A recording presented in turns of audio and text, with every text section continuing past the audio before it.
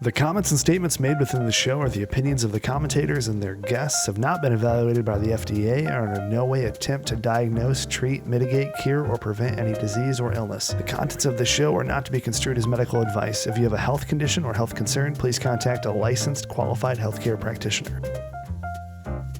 Hi, everyone. I'm Nan. And I'm Tom, and this is a Supplement Super Sleuth. That'll be me. And the herbal storyteller. And that definitely would be me. And together, we're going to take a peek behind the curtain of the natural products industry. We'll be sharing naturals in the news, dispelling lots of myths, interviewing key players in the industry, and highlighting our favorite herbs and supplements. So with that, let's pull back that curtain and see what's there. And cue the music. Hey, Tom.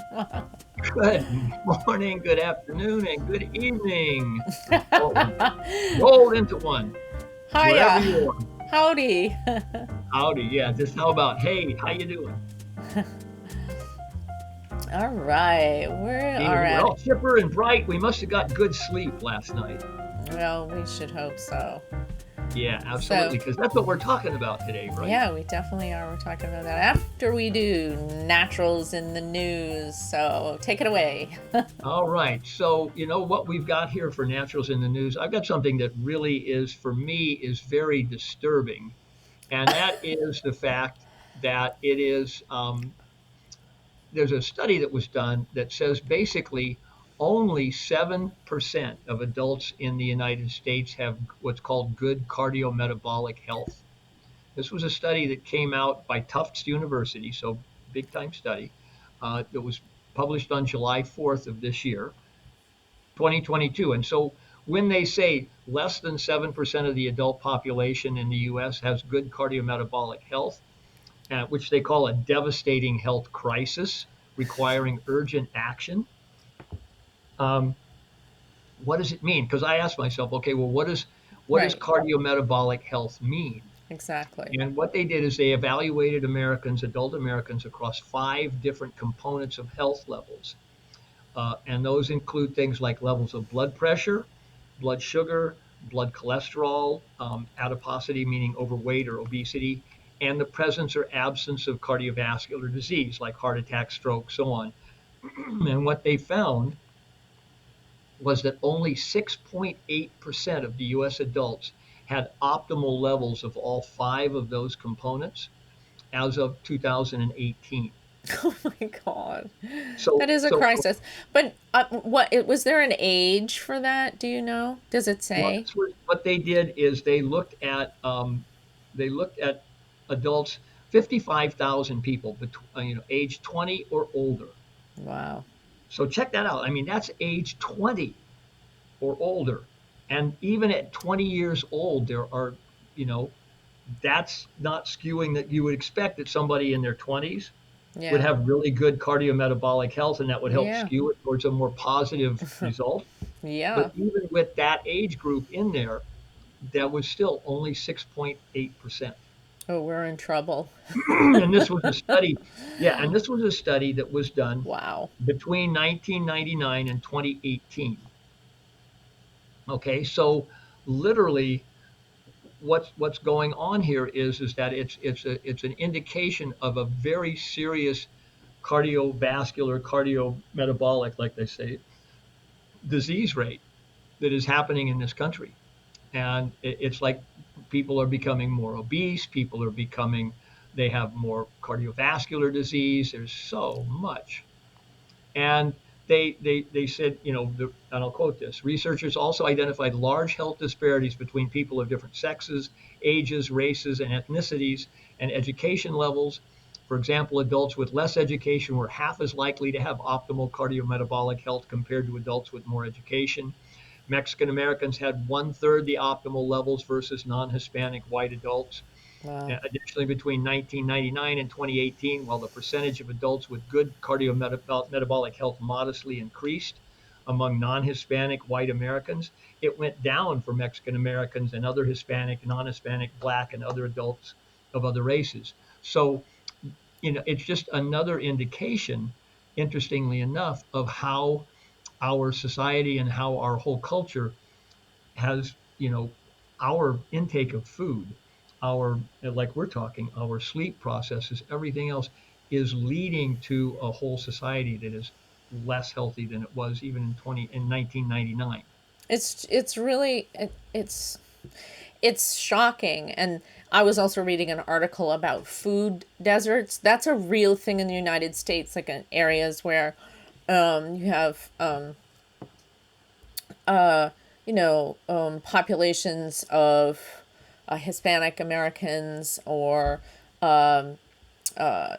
But Native Americans Native or Americans are yeah, right, that literally trucking in healthy fresh food is non-existent right now. yeah, I yeah, mean, they just the fruits and vegetables in certain neighborhoods are they're horrible unless you grow them yourself. yeah. It's so bad right now getting good healthy food to certain populations in the United States. It's deplorable. Well, and But man, I remember you and I talking about this years ago about how the state of Massachusetts was trying to crack down on neighborhood farm stands. yeah, oh yeah. They were saying that if you didn't have a public bathroom at a neighborhood farm stand, you had to close your farm stand. It's so expensive to put in a Yeah, public toilet. I mean, or you could even get one of even a those porta porta potty. potties.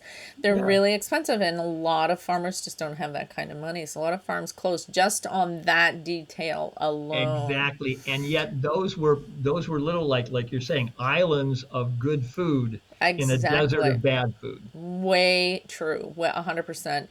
And I just look at some of that. It makes me mad. It's like it's not right. It's just there is such a skew going on. So anyway, that's a whole nother conversation. But definitely, I mean, I think that and I also know that people who cannot make what highly educated Americans make often will try and hold down two jobs just in order to cover the rent and to cover food now. It's Oh, so extreme. absolutely. So how can you sleep if you're working two full-time hourly punch a clock jobs? You are not sleeping. So that's part of what's going on here. It's Hmm. so expensive to live in the United States. We are very high on the you know, On the cost on the index of living, cost yeah. of living. And so people who make, under, 50,000 a year. I can't even imagine living on 50,000 a year. Um, I mean, I just can't imagine. And if you're A a lot of single people do it. parent, right? If you're a single parent with 1 to 3 children, how do you do it? You don't. You work two jobs. There's, so you don't Well, sleep, and then and a lot of yeah, times where you make the sacrifice is in the quality of the food you eat, yeah. Uh-huh. in the care that you take in preparing it. So And it's there's like no it's exercise. I mean, yeah, how do you who's got time? exercise? Who's got Right, time? right. So I get it. I can really see why that's happening from that kind of. It's not always just choice. Sometimes it's No. position in life. Situations in What's life. absolutely that's what they're saying is that it's very much skewed from an economic, racial, and so on point of view. It's not. And it It's needs to, not and they're fair. saying it really needs to be brought back into balance. Everybody should be Absolutely. healthy. We should all have access to healthy food. We should all have access to healthy lifestyle. A standard of living that's humane. Hmm. Yeah, absolutely. Anyway, so next heading for our naturals in the news, traditional Chinese medicine shows promise in treating lung cancer. SciTech Daily, July 20th, 2022. Recently published study has linked berberine, a compound found in golden seal and barberry, with the inhibition of lung cancer cell growth in vitro, an activity thought to be achieved by downregulating cellular signaling pathways involved in cell migration and proliferation. So what's really interesting about this, and I've read over the past 20 years, I've read research on resveratrol, which comes from Chinese knotweed, and now there's a lot going on with berberines that are found in the yellow roots. So golden seal and barberry have yellow roots, and so we call them the yellows. And they've been used in traditional herbalism for hundreds, if not thousands of years. And they're very, very powerful. But what's really great is that in Asia, they study their herbs because the herbs are what's called the people's medicine over there. And so there's still ongoing research on many of their traditional herbs, and barberry and golden seal are definitely still being wildly researched for all different kinds of applications in human health. So Yeah. that's pretty great. Yeah. And then another naturals in the news, a double-blind, randomized, crossed-over study to evaluate the absorption of a commercially available ginkgo biloba extract compared to a liposomal extract of ginkgosome. So before I read the research, what that means is, herbs are complex and they have more than one compound in them, but oftentimes in pharmacology, we try and find what are those compounds that are really active and what kinds of activities are they doing. And then what happens is a compound will get extracted out of an herb and it'll become famous, and it'll be the new darling, kind of like how curcumin is in turmeric. Curcumin is one compound out of the hundreds of compounds that make turmeric, and ginkgosome is one of the compounds inside of ginkgo that is very effective and active. So lots of times companies will extract ginkgosome and put it in what's called a liposomal extract, which means they put it in with in a carrier, and liposome just means a certain kind of Fat. fat, and that fat will help carry that particular compound, and it's supposed to make it way more assimilable and way more active. So the research is interesting. So it was published in BMC Complementary Medicine Therapy in 2022, and basically they note that ginkgo biloba has been used in traditional medicine for centuries. I use it in my practice. They decided that they were going to take a small group of people. There were 13 healthy males and females that volunteered to do this. They have a single dose. They do the randomized blinded crossover study. And they looked at their blood. They looked at plasma. Hey, Nancy, so why don't you, for those of our listeners who may not understand what that means, what is a double-blind randomized crossover study? What is that?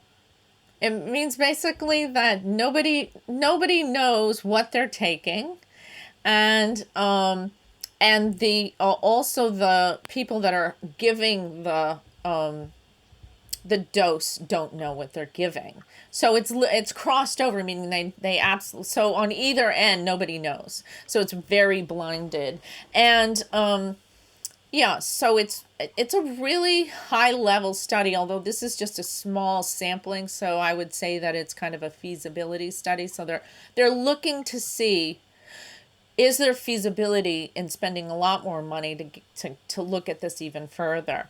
So, but It's good. It was a well-constructed study. It's going to give us lots of information, and nobody knows. The right hand doesn't know what the left hand is doing, basically. Just the researchers with the end results. So the liposomal formulation was able to increase plasma concentration of ginkgo B compared to the other formulation.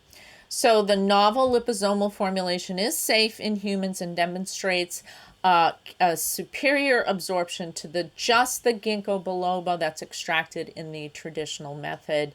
So that basically says, so it's really interesting, and there are no conflict of interest in this research study. Basically what they're saying is that if we extract ginkgo and we super concentrate it and we put it in this special delivery system, it seems in one dose to really get into the bloodstream in a concentrated manner, and demonstrates that we can see it in the bloodstream, and that means it could possibly give an effect. So we have a lot more to learn. We like delivery systems oftentimes with herbs because traditionally herbs were picked and dried, made into tea and drunk. But because herbs of commerce are highly processed, and oftentimes it's months, if not a year, before they hit the shelves, we have to Yep. find different ways of delivering these herbs so that they really, get into concentration in the bloodstream so that we can amass some kind of a real outcome. So as Right. we study this more, we'll keep you updated on ginkgo. Ginkgo is amazing for circulation. For people who have peripheral circulatory issues, we like to give ginkgo. It's not just for the brain, it's actually great for microcirculation. That's what it's Hmm. for. Yeah. Yeah, and So, that's and so the reason it does work in the brain is because there are so many tiny capillaries in the blood in the brain that need blood, and that blood carries oxygen, and that oxygen helps the brain work more effectively, right? but it's also good for your extremities if you lack Hmm. circulation, like in your shins or in your feet, if you have problems with microcirculation in your Yep. lower extremities, Feet, and hands, also yeah.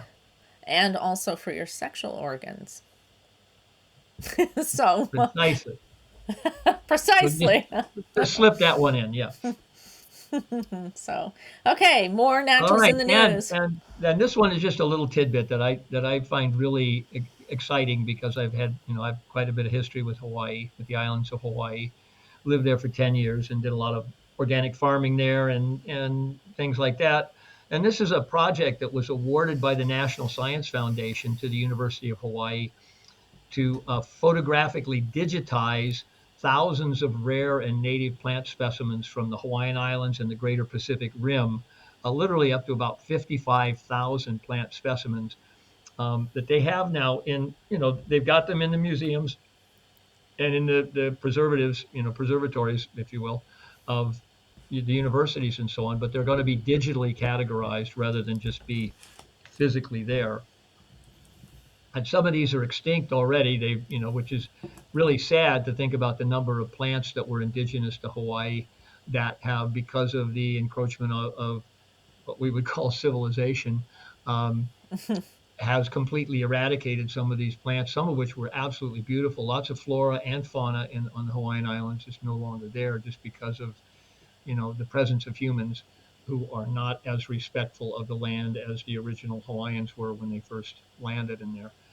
So I think it's just for me, it's just really exciting to know that as something as prestigious as the National Science Foundation is awarding $148,000 to digitize the records of these plants so that we don't lose them completely. I think that is tremendous. Yeah, Yeah. and that's kind of why I get excited about it, is it's because at least it shows that these institutions are recognizing that we really need to preserve this information. It's pretty Well, we cool. definitely do. Absolutely. Okay. Wait a That second. sounds like it's time for Naturals in the Know. It is. It's absolutely time to continue our conversation about sleep. So we really spent a lot in the last episode going through all the research. There is a lot of research on sleep science now. Yeah. Yeah, definitely. Totally. Okay. So we're gonna share our screen with all of you, and And last time we talked about some of the studies around sleep and the necessity of sleep and what lack of sleep can do for us. And so I think this episode we're going to talk about what might be making people not get appropriate sleep. Is that correct? yes, absolutely. What is disrupting your sleep?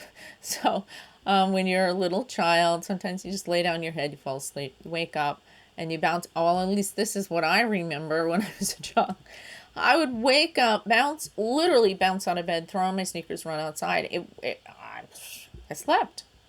Not an Couldn't issue. wait to get going. Yeah. And you didn't But even need to lay down to go to sleep. If you were tired enough, you could go to sleep sleep standing up. anywhere. Right.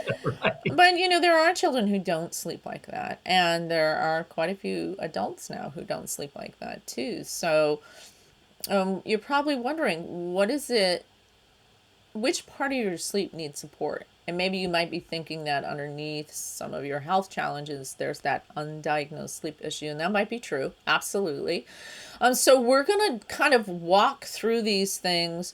These are really great lists to make, to kind of either interject into your life, in your lifestyle, or to go over with your primary care physician or your chiropractor or your naturopath, anyone who may be supporting you in your health overall. So, yeah. So, some of the issues. So what Breathing. might be one of the first ones? And this is one that happens quite a bit, Yeah. right? So, yeah, sleep apnea is really interesting. And a lot of people have no idea they have it. So sometimes I'll ask my clients, I'll say, has your primary care physician said to you that you have a sleep disorder? No, I don't snore. I get that. What are you talking about? I don't know, snore.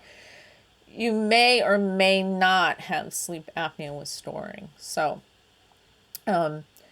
sleep apnea is when the opening here of your passageways into the trachea and into the lungs is obstructed. And that can happen for a lot of reasons. The first reason is phlegm. You can have so much phlegm that it blocks that. So postnasal drip from the Hmm. sinuses. Just some people are phlegm producers. They have a diet that is high in producing phlegm. They may eat a lot of dairy, or they may eat a lot of sugar. And so their body's producing a lot of phlegm to try and clear out and protect the mucous membranes. But it can also happen that this tissue back here starts to prolapse. So that's one thing where the tissues, as you age, you lose elastin, and that tissue can literally sag. And when you lie down, if you lie on your back, it will literally close. So that's another thing. So that's apnea, where you have obstruction of the airway, right? And another one is the tongue. The tongue can roll back. You end up getting laxity in the tongue, and the tongue will roll back and literally obstruct the airway. So there's a lot of reasons why people's breathing changes as they age, and becomes obstructed during sleep and lying down, or even if you're taking a nap. If you have an airway that obstructs itself, just taking a nap, you're not going to breathe correctly. So, and there's a couple of things you can do to see if you're not oxygenated at night. You can get one of those pulse oximeters that everyone bought during COVID, right? Right. The And pandemic. the first thing you do when you wake up is just, hang it on the back of put it on your night table, or put it on, whatever, hook by your bed, and just put the pulse oximeter on. And if you're under 90, you're not breathing correctly at night, That's right. So that's one good way to figure it out. And another great way is to do a home sleep test. Now, a lot of people are very concerned about this, right? So they don't want to go to the doctor because I don't want a CPAP machine. I don't want to be that person. But look, if you think to yourself, this doesn't make sense. If your health condition is there because you have sleep apnea or sleep obstructive disorder, then why wouldn't you fix that? Why wouldn't you go about it? There's actually now a surgery it's not been around a long time, so they don't, they're still working with the surgery where they literally lift, the tissue in the back. So they kind of fix the prolapse. But again, if, and there's bite plates that can be prescribed to you by your dentist or your oral surgeon. So there's a lot of different ways to kind of manage and ameliorate a sleep obstructive disorder. The first thing you need to determine is it there? And so now they don't send you away to a hospital and stick you electrodes all over you. They send you these really cool home sleep kits, and you set them up and you go to sleep. Sometimes they just test you for one night, sometimes they'll test you for 3 nights in a row. And it is remarkable the kind of data that they can get from these tiny little sleep tests, home sleep tests. And I highly recommend that if you're over the age of 35 and you've suddenly put on weight, or you're fatigued in the afternoon, or you're starting to forget things, or you're starting to have immune problems, or all of a sudden like your digestion changes completely, or if there's something going on that you're like, I don't understand this, ask your doctor for a home sleep test. They're covered by insurance, if there's a need for it, and they're definitely give you tons of information. So this is Yeah, and really, really it can take important. one possible cause of a lot of different problems off the map, off the Absolutely. table. If you find out, okay, I'm sleeping fine according to my sleep test, now the doctor can say, okay, let's do some other tests. Let's find out what might be Find doing. But out I think what's Nan going is right. on. It's like check your sleep first. It's the least expensive, the easiest, and the quickest. Right? If you were to just, so, and you can also just have shallow breathing, from Hmm. nervous anxiety or whatever, or you forgot how to take a deep breath, or you're not exercising, so your lungs have become weakened. That's a possibility. But the remedy for that is go for a walk, do some deep breathing. That's not a hard thing to change in order to really work with your Yeah. sleep. So Or this is, and yeah, there are devices too that you can actually use that you breathe into that yeah, actually I have cause your one. muscles, chest Where's muscles to expand and contract more effectively by breathing into this device. And athletes use it all the time to increase their aerobic capacity. I know I have one tucked in here somewhere. I just don't know where I put it. Oh, here it is. So now she goes into Nancy's closet and fetches out Yeah, the. so something like this called turbo force, where you can, or power breathe, you can exercise your lungs and your bronchioles. Absolutely. And these are phenomenal. When you first start doing them, it's shocking. Even if you're a runner, you'll think, yeah, I run. I had one runner who I suspected some kind of, she was a shallow breather, had a lot of tension up here. She said, sometimes when I run, I feel like I'm strangling. And I said, well, let's exercise your lungs. She said, what are you talking about? And I said, let's increase your VO2 max. She could hardly push this ball. I mean, it was unbelievable. This is a runner. So, you can get different breathing disorder. I know. You never know what I have in my office, right? But you do have to remember, Nan was a triathlete in younger years, and she did lots of swimming, lots of biking, lots of running. So, and being a sports therapist, she really knows what she's talking about here. Well, I see people, I'm a clinician, and so all kinds of things come up. But I highly recommend looking into this. This is a really good fix. And sometimes other things just resolve. You don't need herbs, you don't need medication. They just resolve because you're getting proper sleep, right? You're breathing, but this is the big one. Breathing at night, breathing during sleeping. This is a Hmm. big, big, big issue. Um, and if you snore, you already have breathing issues. Snoring is an indication of breathing issues. So, if your partner turns to you and says, God, you snored like a truck last night, time to go talk to your physician. Absolutely. Big Yep. deal there. Okay. So, some things that you can do to start to shift your lifestyle towards something that will support really proper sleep. And the first is your circadian rhythm. It's crucial. It's a very crucial piece to feeling sleepy, falling asleep quickly, as well as descending into your deep sleep stages.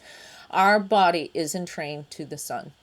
And our brains produce a hormone called melatonin, right? And you've probably heard about melatonin as Hmm. an over the counter supplement. But you make your own melatonin. Melatonin production can be enhanced by getting outside every day, having natural light hit our eyes, touch our skin. I understand that many are afraid of the sun's rays on our skin and they're afraid of developing skin cancer. And that is a real fear. However, the divine or the devil is in the dose, right? The amount of time in natural light for supporting your body's own melatonin production is 20 minutes a day without sunscreen. So if you want to use sunscreen because you plan on being outside for longer than 20 minutes, apply it after you've had your daily dose of vitamin sun. That's what I do. I absolutely do that. I go outside for a little bit, 10, 15 minutes, and then I put on my sunscreen. I don't put sun on my face. At my age, I would never do that. But, on the rest of my body, absolutely. I just sort of give the sun its chance to kind of sink in, and then I apply my sunscreen. And that's a And you do practice want that to I've you been do doing. want it to be major areas of your skin, not just your arms or your face, like Nancy's Right. saying. Yeah. So, I mean, even if it is just your arms and legs, a little on your chest, that's great. I'll take it. If you put sunscreen on it before you walk out, you're going to have to spend a lot longer to get that vitamin D. Okay. Yeah, and there are lots of health benefits, like this slide here says.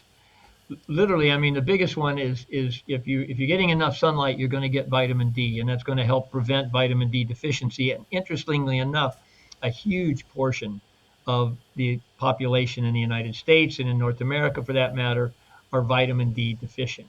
And Yeah. that's one of the things that really came out during this recent pandemic, is how many people in the country were actually vitamin D deficient. Yep. Now, some of the other things really basically is that sunlight, it helps to boost immunity. I mean, it's one of the best benefits of sunlight is it benefits and boosts immunity. It helps to improve our sleep quality because it helps control that melatonin. So you can read around the circle here. It aids in weight loss. It promotes eye health. It improves, mood and eases, mild depression. I mean, I don't know about anybody else, but I know when I go outside and I see a beautiful sunny day, I'm it's hard to feel smiling. depressed. Oh, definitely. Yeah, Yeah. and it fights seasonal affective disorder, that SAD, the SAD disease. It reduces cancer, and it, helps to maintain strong bones. So it's literally helping with calcium, and that's part of the vitamin D connection there.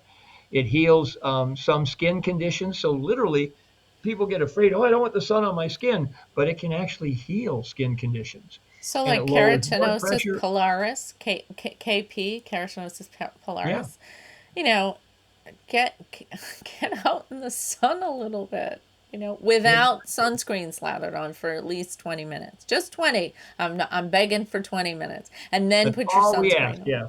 on. 20 minutes a day. Yeah. Hey, Tom, did you know you have melanin in the tissue in the roof of your mouth called your soft palate? Did you know that? I have heard that, and the only reason I think I've heard that is because I'm one of those weirdos who really likes to get into alternative medicine, just like yourself. And in Ayurvedic practices, I know that they talk about that. So, Yes, but I know you use it in your clinic, so I and you've do. got some cool stories to talk about it. Well, you and I have talked about this over the years, not just recently, but there's something in Ayurveda called the sun practice, and I've employed this in my clinic, absolutely in my clinical practice because it's remarkable. I've used it in cases as support for people who have pretty chronic illnesses like Lyme disease and cancer. Now, some people absolutely refuse to do it. It's called the sun practice, which means you got to go outside and you need to lie down and open your mouth so that the top of your palate is facing the southern exposure, and you need to go out right around noon where the sun is high in the sky, and for 4 to 7 minutes you keep your mouth open so that the sun can actually shine on that on the roof of your mouth. And I know. And so you need to take a towel. If you're going to try this, I recommend doing it on a bench, hanging your head a little bit off the bench so you can really get the top of your palate to face the sun. And bring a towel with you, a little hand towel or a paper towel or a tissue with you because you're going to drool. But as you can tell, I've done this practice and it is remarkable. I had one client who was really, sort of third recurring cancer, still living, and she was looking, what we call cancer gray, that gray pallor. And I said, why don't you try the sun practice? And she does. She goes out When it's not raining, of course, and there's sun in the sky, she goes out and she's at 10 minutes. And I saw her over Zoom and she looked like she had swallowed the sun. I couldn't myself. I knew she was doing the practice because her pallor was golden. She was golden. It was like sunbeams coming out of her skin. And I said to her, how are you feeling? And she said, I definitely have more energy. But it's a remarkable practice. We don't know why the skin on the roof of our mouth has melanin in it in these really interesting circle patterns if you look at the Well, tissue. interestingly enough, the melanin is there to help protect you somewhat from the exposure to the sun's rays. But it's in the roof of your mouth. The roof of your Why would mouth. the sun Why why would would the it sun be be there? right? So and Tom and I laugh about some things too. Like I think it was maybe 6 or 7 years ago, there was a big study that was released that said we had taste buds in our small intestine. And in Ayurveda, there's what they call the second taste. So you have the taste buds in the mouth and then the taste buds in the small intestine. Well, interestingly enough, everyone thought that that was just, I don't know, herbal woo woo, Legend, yeah. legend, but apparently we do have actual taste buds in our small intestine, which is amazing. So, as science evolves, that it starts to prove all these ancient herbal, kind of techniques for living. And one of these is the sun practice, which I love and use in my practice too. So And if it's you want to definitely a try it, part of yogic practice. You can find it in some yogic traditions. yeah, definitely, And definitely. it's like Nancy says, it's an amazing feeling. It gives you a tremendous feeling of energy. Oh my God, it's crazy, right?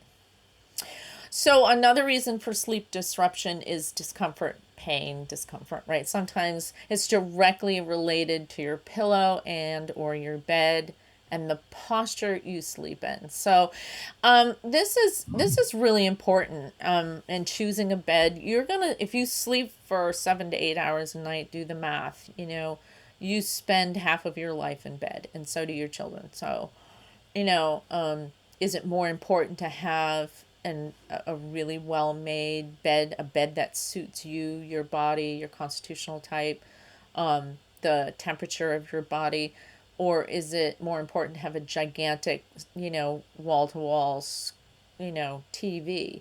So I would vote for the bed versus the television, right?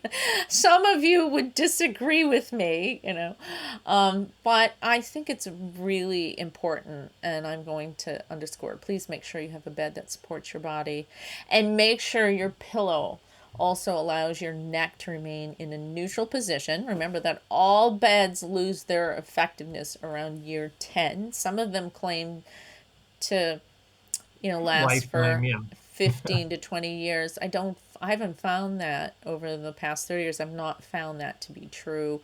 It's about 10 years. And as you get into year 8 to 10, the bed does lose its supportability. Yeah.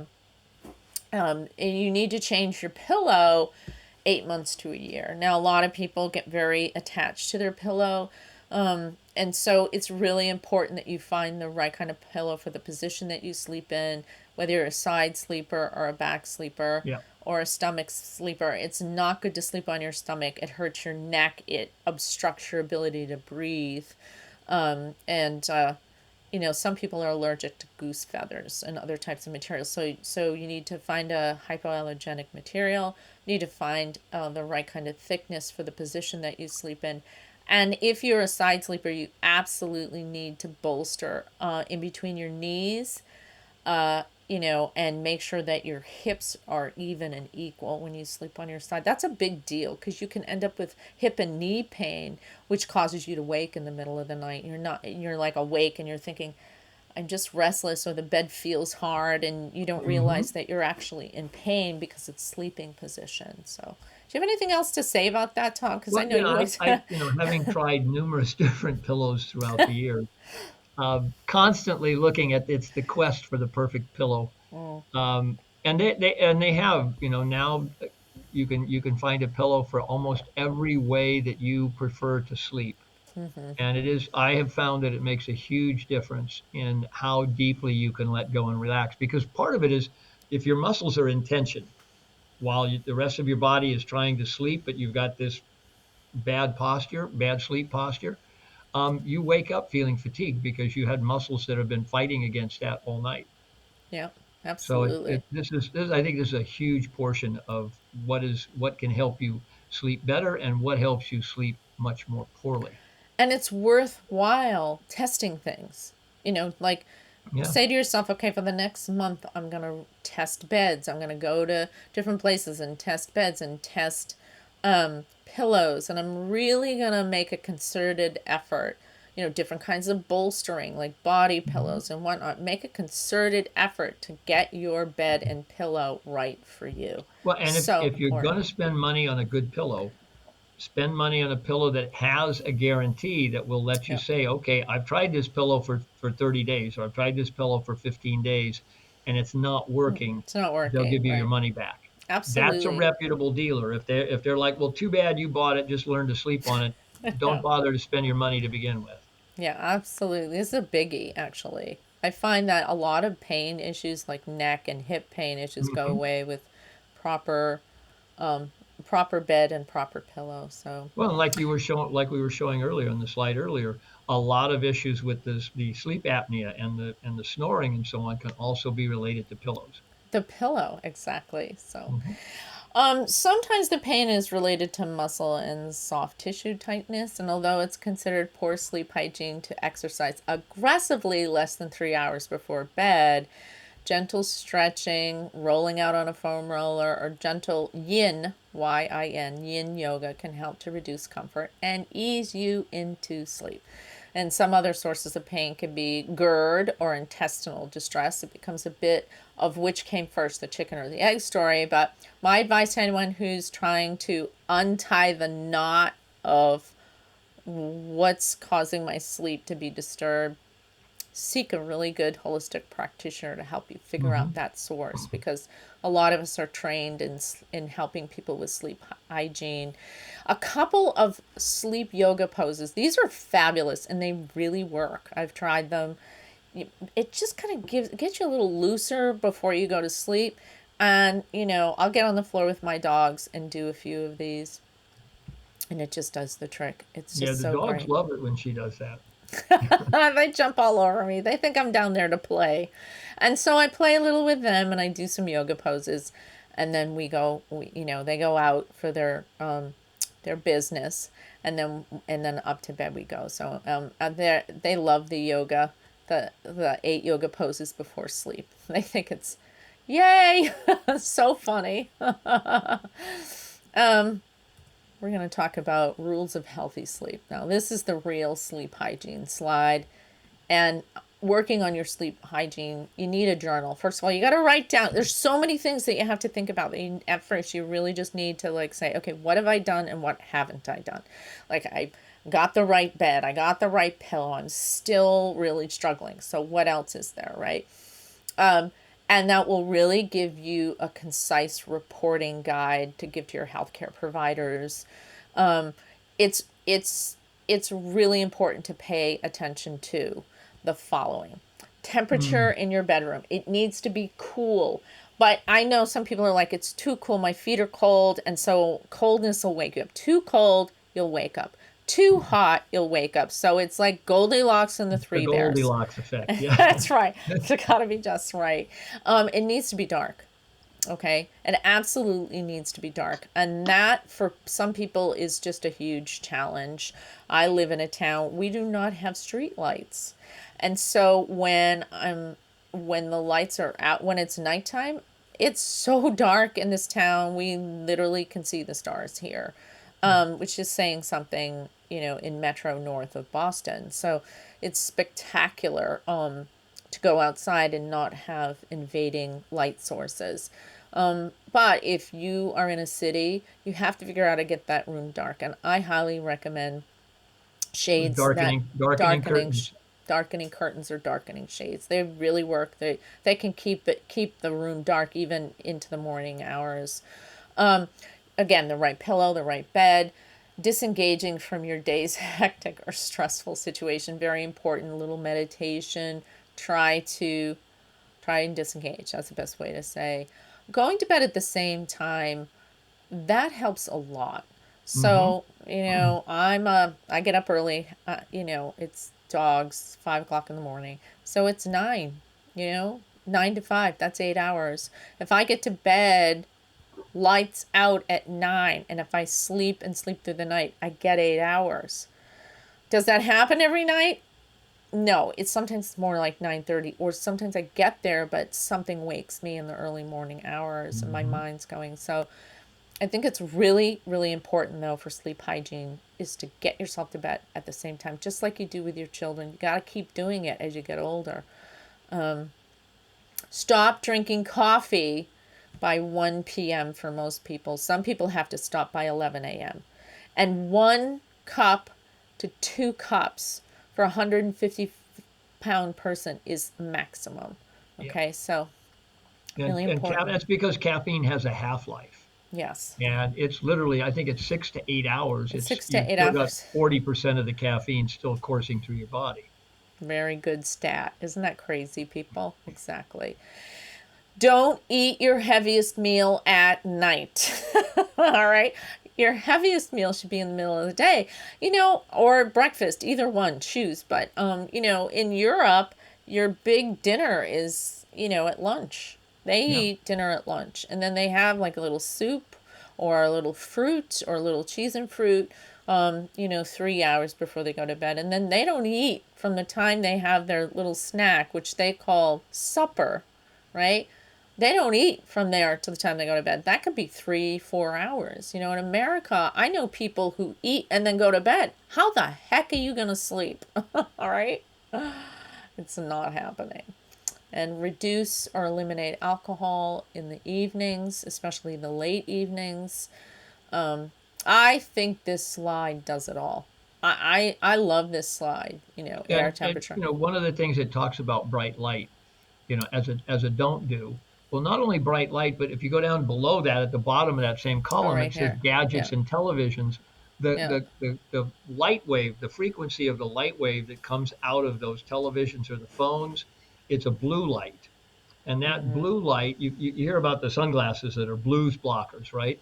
Um, that blue light actually activates your body in such a way that you don't produce melatonin. Yeah. And if you don't produce melatonin, you won't You won't fall fall asleep. down into those stages of sleep. Yeah. I mean, it also says, take a bath. But if you take a bath that's too hot, you will not get to sleep because your core temperature will be too high. So be Yeah. careful there. Read a book. Yes, absolutely. Relaxing music. Yes, that's wonderful. A lot of people say, well, I can't go to sleep without the TV. And I'll say, that's not really true. What you might try is some music, just Hmm. listening to beautiful gentle music, or just listen to music or a podcast. You'll be surprised how just listening instead of having the TV on will put you right to sleep. So I always say, can you exchange a TV show for a podcast? Listen to our podcast, we'll put you right to sleep. Well, thanks for that plug. I don't mean it that way. What I mean is, it's why you think television is putting you to sleep is the auditory piece. Yeah. So it's like reading to your children, right? When you read to your children, they fall asleep because they're listening to your voice, that sound. Because when you're in utero, you hear things, you don't see things. Yep. And so you can drift off to sleep. You do hear Well, things in and utero. even more than hearing things, you actually You hear feel things. and you hear You the feel that heartbeat of the vibration. mommy. You hear that heartbeat of the mommy. So beautiful sounds, or binaural sounds, or a podcast, or read a book. Those will get you to sleep, and they Yeah, and really help. it's like even for people who travel, there are little portable radios that you can bring with you that are programmed with, background sound, like the sound of the surf or the sound of the rain or the sound of a babbling brook. All of those are very relaxing sounds. Absolutely. It Yeah. doesn't even have to be music. It can be relaxing sounds like that. I have a friend who loves to go to Yosemite and make recordings of the frogs in the, I love in the that. early spring. or the thunderstorms rolling through the mountains. Or All the of that sound of the can be ocean, very or relaxing. yeah, Mm-hmm. yeah, the Mm-hmm. sound of the ocean really works for me. I'm out. I'm out anyway. I mean, I'm tired. I'm gonna go to sleep. I'm out in 5 minutes.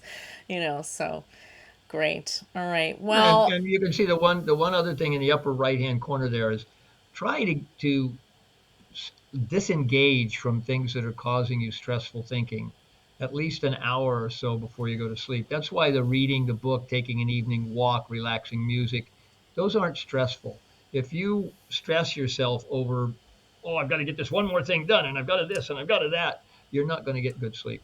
you And that's need a really, wind down yeah, period. exactly. 100%. Step Yeah. away from the chalupa. Stuff, as the saying goes. Okay, so you're probably if you're just tuning in for the first time, you may be wondering who we are.